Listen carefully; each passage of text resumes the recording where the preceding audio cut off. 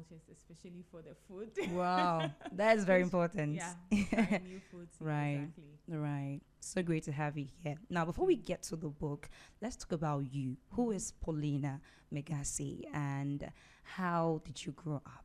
Okay, so Paulina Megase is a young girl. Mm. People will say very ambitious, but like I said, I like to try new foods. Same attitude, like to try Right. new things. I like to put my energy into good use. I will put it that way. But I am a finance professional. I Right. work in banking. And aside banking, I'm very passionate about youth development and engagement. So if you don't find me doing that, then you would find me probably amongst young people, you know, anything that has to do with especially females empowerment, you'd find me there. And how did you arrive at this great ambition of, you know, making life better for young women? Is it about something you went through yourself as a young woman that inspired you to be this kind of person? Take me through that process. Okay, so it stems from my story. I am born and raised in Ghana, attended school in Ghana, then senior high school, because the book is about senior high school students. Right. I went to Holy Child School and then to University of Ghana, and then I had the opportunity to go do graduate internship abroad, and so that is where my career actually started. And so when I went abroad, I noticed that people were actually, you know, especially having a graduate student working with student interns, and they could do a lot of amazing things. I'm like, I'm a university graduate.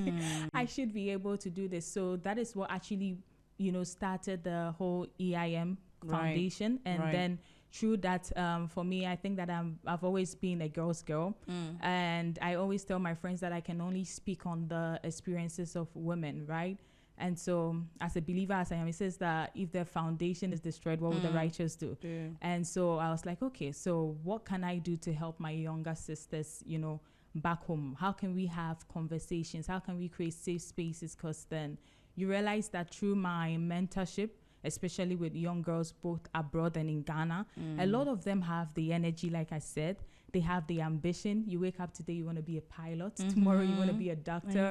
The next time, you want to be an entrepreneur. But then one thing you realize that they lack clarity and direction. And if you have this much energy and you don't really have where to channel it to, you might end up, you know, using it in the wrong place. And so that is where it all started. So it started from the church and then outside, and then, you know, it just became bigger, and then it birthed the book. That is absolutely beautiful. And I mean, looking at the title of the book, Confused and Ambitious in One Breath. Yeah. How did you, you know, end up with that title, and what inspired it? I think I got the title the same day I started. So the book, I drafted everything in 2021 November. Right. And I remember I was sitting in a meeting and I just, you know, zoned out from everyone. And then I just started writing chapter 1, chapter 2. And so it stemmed out from my story, because you know, you can be very ambitious but confused at the same time. I'm sure this is something that a lot of people, not only females, can relate, right? And I always tell the young girls that even people in their, you know, late 20s, 30s, 40s, they've still not figured it out yet. And so that was how come the title came up. You're confused, you're ambitious, but confused. And so how can you channel that confusion to make the ambition, you know, realize the purpose that you want to achieve? That is beautiful. I mean, looking back on my own younger days, I used to feel like I have potential. I didn't know where to start. I mean, what do you do after school? I'm schooling now. I have this dream of becoming this person, but how do I get there? When you meet young people, do you see that confusion on them?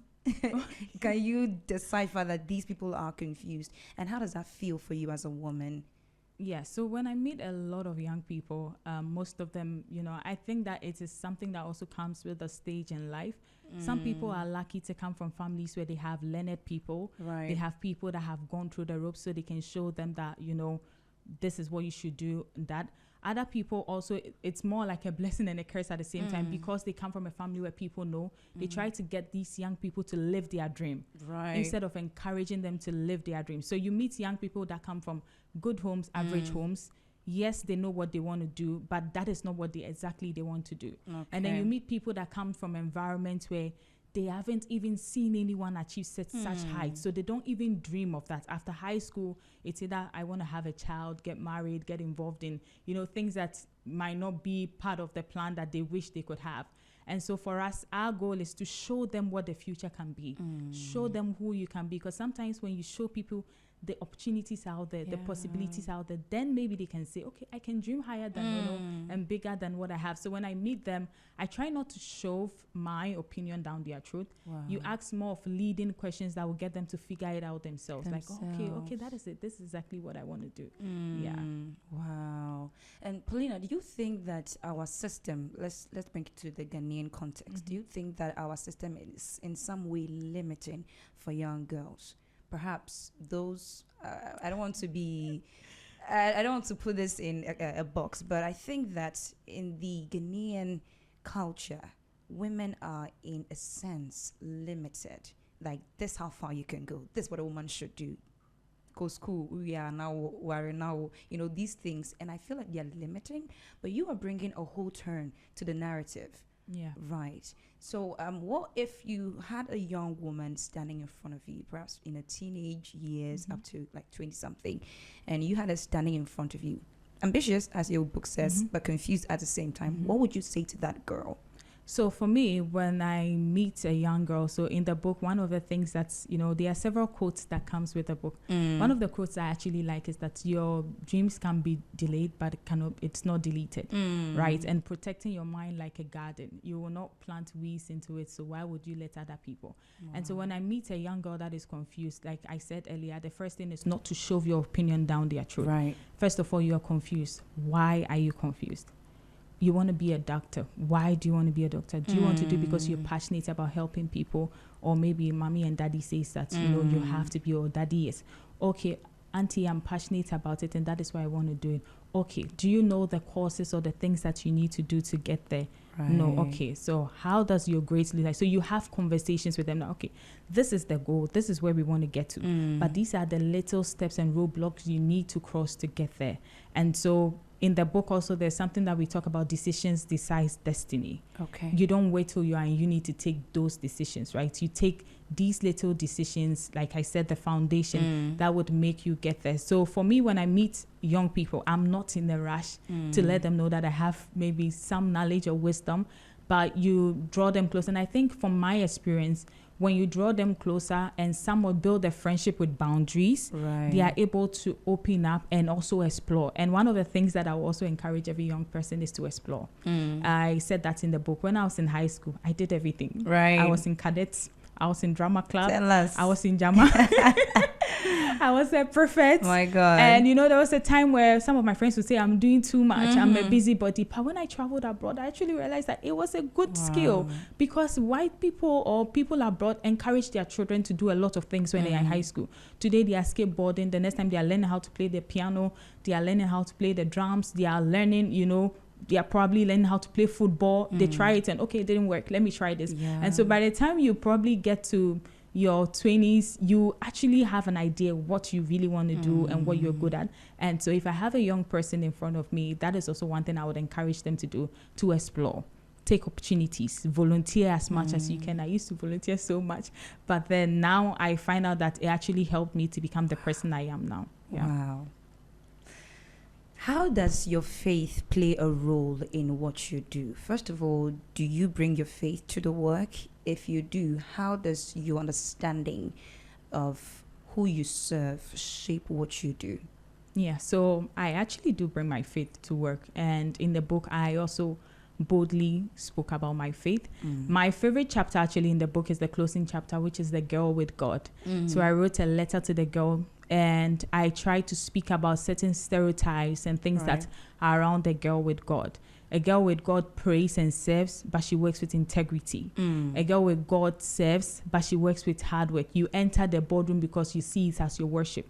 And he said, you are the light of the world. Let your light shine so the world may see. God. And so when you stand out there, it is not about what you do on Sunday. It is how you walk the faith, how your excellence shows. Because we serve a God that is excellent, a God that is perfect in all his ways. So why would you go to school and want to be the last on the list? And, the Bible talks about Daniel, and his friends excelled in all literature. So it means that you can excel in all literature. So I actually do bring my faith in everything that I do. And in the book also, I stressed on it, especially with the stereotypes of, you pray, and you're looking for work, you've prayed, but you've not submitted any CV, or your CV looks like something that will probably used to be sold, plantain outside.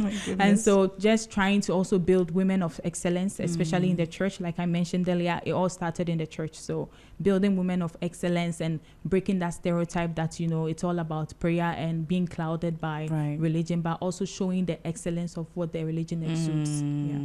I love that you bring a balance to it, because I feel like in our community or in our society, it's either we're leaning on one side or the other. We're leaning way to the extreme of one. So don't do anything, pray. That thing that I am insecure about, would it be the end of the world? If I do not exist today, would the world go on without me? If the world will move without you, that means it doesn't really matter. It doesn't really matter. And also we talk about, body image. I shared how when I was in high school, I used to have like hormonal acne, and I would look in the mirror and sometimes I don't really feel confident about myself. But other times, and I thank God for the friends that I have. I remember there was a time that, we're going somewhere. This was back in Hungary, and one of my friends, I was dressing up. I was like, I want to put makeup on my face, because she was like, makeup or no makeup, you are beautiful just as you are. And I've told her this one, but I've not mentioned it again. And that really boosted my confidence as a person. So I think that, there's a way you can also be confident, but sometimes you'll be insecure about one or two things, right? And so you need to have positively affirm, what are the good things I like about myself? What is that thing that when people see me, they are like, oh, this girl is good. And then focus on that. And also we talk about being nice, the insecurities. If you see something about someone that is not something they can change, especially within 30 seconds, 100% of the time they are probably insecure about it already. So you don't talk about it. But then if it's something that they can change, like maybe there's something stuck in their tooth, or maybe then you can let them know. And so both ways we talk about how to, be confident, how to walk in that image that you were created, how to focus on your positive skills, who you are, and also being kind. Because most times we might also be at the giving end. I know. Telling people things, bullying, and we find this in schools, right? And so, it's like I'm giving all the gems in the book. We also talk about when identity becomes labels. Back in school, people would tease you, big head. I know. And so, or you are too quiet. And so when there's time for you to go do something, and you can actually do, because people have said you're too quiet and timid, you sit back.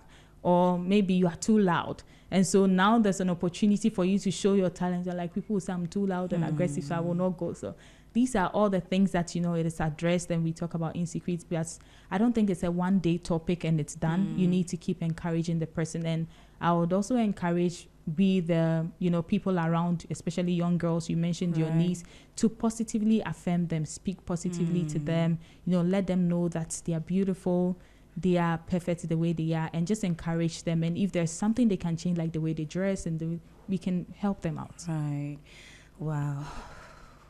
Now, I watched a movie, and in the movie, it was said that when you speak kind words to plants, they blossom more beautifully. And then I was like, wow, if plants can blossom more beautifully if they hear nice words, how much more human beings, right? So you're exactly right about affirming people. Now, Paulina, how big do you think girls should dream? Do you think we can take on the world? Is it possible to aim high? I mean, people used to say that the sky is the limit. Do you think the sky is the limit? How big can we dream? I think we can dream bigger than we think our dreams are big. Wow. I have a friend that says that if your dream does not scare you, then it's not big enough. I grew up with my mom raising me, because I lost my dad when I was 9 years old. Sorry. And so growing up in a home where you have siblings, and, in the book I talk about it. School fees was like a prayer point, because every time your name is on the list of, people and all that. And I was just a little girl in Dansuman with no passport, but just had a dream to show up, a dream to take a risk. And today I work at JP Morgan. So why can't you do it? I've worked with ExxonMobil, and I remember I used to pray with my friend, and she's like, oh, she's going to work as a lawyer abroad. And I was like, I'm going to work in oil and gas abroad. And I didn't even have a passport, but I worked with oil and gas abroad, right? Wow. And so I believe that, like I said, your dreams if they do not scare you, and just surrounding yourself with the right people. Read. Your mind, it's not limited. It can take whatever you give it, right? Your potentials are not limited. Yes, people find themselves in places where they don't have the opportunities, they don't have access to these opportunities. But if you do have access, especially it breaks my heart when I find young people that come from opportunity, live in opportunity, and are not taking advantage of it. I'm like, you don't know. Like, you don't know what, you've been blessed with. So yeah, dream. I don't think there is anything that should scare you as a woman. Some of the places I've entered, some of the rooms I've entered, I never believed I could. But yeah, it takes hard work and the grace of God, to be honest. Oh, the grace of God. I love that you said that. Now, as that was, taking a stroll, if you will, on Instagram, of your page particularly, I saw a quote that to this effect, it might not be exactly, it said that every young girl needs someone to look up to, and every girl can become someone people look up to. Yeah. What role does mentorship play in becoming who you were made to be? And how can young women around us find that right kind of mentorship? Yeah, so I always define mentors as pathfinders. They are people that have already walked the path, and so they make your journey easier, right? If you have a mentor that has probably walked the path that you want to walk, they hold your hands to enter certain rooms. They show you, certain mistakes that you can avoid. Maybe mistakes that they did that took them 2 years to achieve what they could achieve. It will probably take you 6 months to achieve that, because now you've been able to overcome those hurdles ahead of you. So I believe that mentorship is very important. We speak about that in the book, chapter 4. We talk about why mentorship is important, how girls can actually approach mentors, and then the different types of mentors, your peer mentors, right? Okay. And then you have life mentors, people that are not probably career related, but when it comes to life wisdom, they are people that can encourage you. So different stages of your life would show you what type of mentors that you can have and how they can approach mentors. Okay. And so we encourage them to observe, approach them, telling them, maybe I followed you for a while, I really like you and I want to be your mentee, and then you go ahead. But I believe that, like you said, every girl can be a mentor to someone, and every girl needs a mentor, which also throws the ball to the older people that they are watching. Whatever you are doing, they are watching, right? And so you ask yourself, sometimes people make a statement that I'm not the one to come and mentor your daughter, or I'm not the role model for your child. But to be honest, that's not true, because we live in a society. If you are not a role model for that child, why would you pick the camera and come and influence? Who are you influencing? Come on. You call yourself an influencer. Who are you influencing then? You could have stayed in your room if you are not supposed to be a role model. But then the moment you put that tag on you, I think that you need to be also a little conscious about the people watching, because these kids are watching. And especially when you go on TikTok, sometimes it's sad, because then I don't really blame them, because I always say that it stems out of ignorance, because they feel like, oh, our bigger sisters can do it, why can't we do it? And so we can be better versions. Sometimes you feel it is too far away from you, so you don't care until it happens to your sibling, right? Your sister, your niece, your nephews. Yeah. Wow. So mentorship is that important. Yeah, it is. It is that important. All right. Now let's talk about expectations, right? Because they are coming in from every corner. Parents are throwing this at you. Society is throwing it. Church is throwing expectations about who you should be. As a young girl who is in SHS, so they are not on their own. They are still under authority. They know they want to be this person. But mom and dad says, no, you're going to follow in these footsteps. Church says, no, we don't do that here. Do this instead. How can a young girl in the face of all these obstacles, if you will, and all these voices still break through and become who she was made to be? Yeah, I really get that, especially coming from where we come from. Right. Everyone wants to throw expectations at you. Know. Your parents want you to be something. The church wants you to be something. Society wants you to be something. The first thing I ask is, who do you want to be? Who do you want to be? Everyone wants you to be this, but who do you want to be? And I am happy that most of the conversations I also have, I do not limit it to just the kids. Like you said, they are under authority. So they can have a will, but those authorities can suppress it, right? And so sometimes we also do address our conversations to the parents, because I have seen situations, and it even happens abroad. It will surprise you that parents that have left the shores of Ghana living abroad, but they still would want their children to do what they want to do, because they've heard that this is what, when you do here, you will get money, that's and that. So most of the kids end up not living the dreams that they want to be. So sometimes if we have to go beyond to have conversations with the parents, which we do, because I have a mentee that her father actually reached out to me and said, this is what my daughter wants to do. I don't agree with her, but she said I should have a conversation with you. And so we do have conversations like that, and also using platforms like this, because obviously you cannot reach everyone. You cannot reach every parent, but whenever we have the platform, we do address the parents to encourage the children to live their dreams. We are not in the days where, you know, it's just about being a doctor and engineer and all that. Children can be whatever they want to be, provided you give them the right resources, the right stepping stone. And so, yeah, for now, this is, to be honest, what we do. Try to encourage the parents. If we have to step in to have conversations with them, we do. And also using platforms like these and social media to just have conversations around it, and hoping that a step at a time, the ripple effect will go far to reach most parents. It will. Okay, so now let's talk about the the Confused Ambitious Girl. Exactly. The tour, the SHS tour. Yeah. Is it still in effect? Yes, we are starting tomorrow. Wow. Yeah. And what? Don't tell me it's Holy Girl. Holy Child. No. Are you going to Holy Child? No, funny enough, not yet. Okay. We would send some of the books over, but not yet. Holy Child is, we'll go there. All right. So what's the first school you're? So we're going to Accra Maman Senior High School and Ajen Kotoku, around Amasaman Municipality. Right. Yes. Right. And so we would be going there. Those are the first two schools, and then we have some schools also lined up from now till next week. And I mean, you said, because I know that the book was launched on 13th December last year, right? So have you been like touring since then? No. So it was launched in Hungary, but then the audience is actually written for like senior high school students in Ghana and also Africa beyond. And so we decided to start from home, and then in the future we spread it Africa beyond and internationally. Yeah. Well, thank you for starting from home. We appreciate it.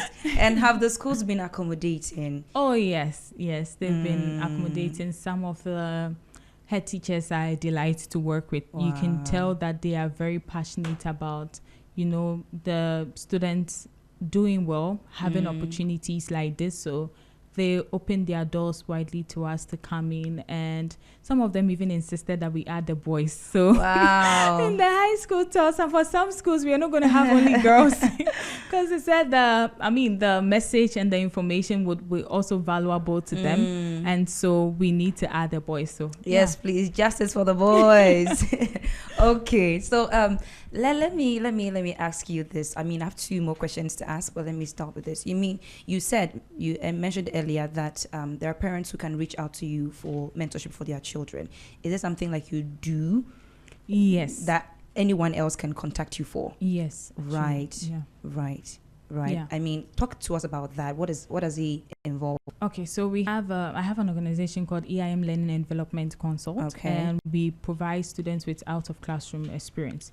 So we work on 3 pillars, right? Our 3 pillars, we have the Prep Me, the mentorship, we have workshops and internships.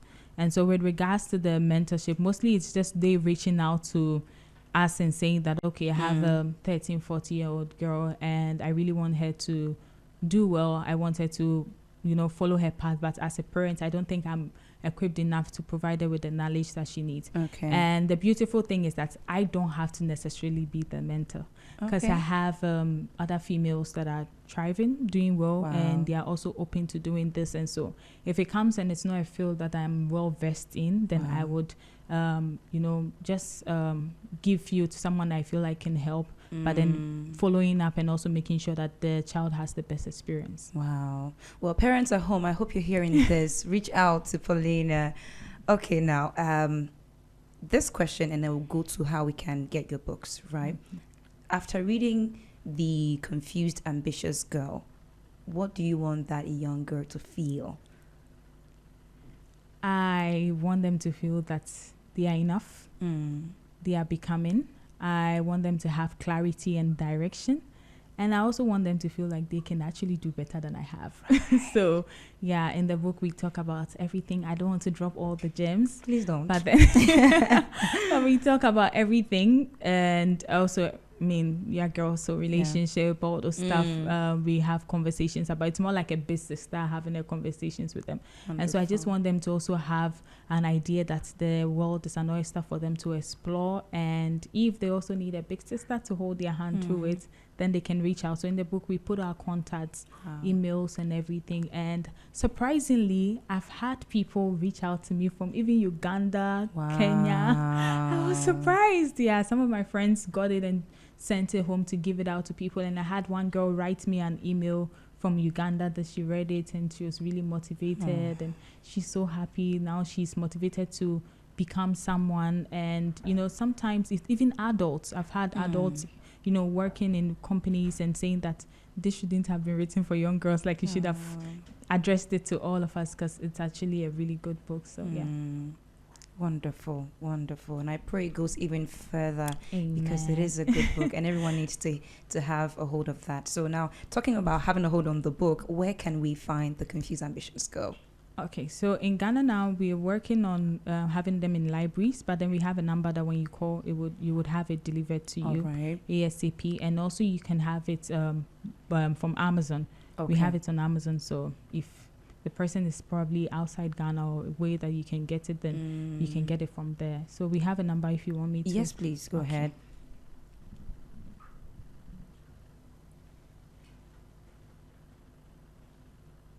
So the number is 026 134 3702. 3702. Yeah. Please again. 026 134 3702. 3702. Yes. Well, it has been a wonderful conversation, Paulina, and I have to say it is very nice to meet you. Same here. I know people say it as a formality, but it's true. Very, very nice to meet you. Thank you. And the things you've said, they've not only impacted the people at home, but we here in the studios as well. Thank you. My prayer is that God will take this book and send it to the nations. Amen. Everyone needs to have this. Everyone. And I love your heart behind this because people write books so they can feel important. They can feel like they're achieving something in life, but you have a purpose.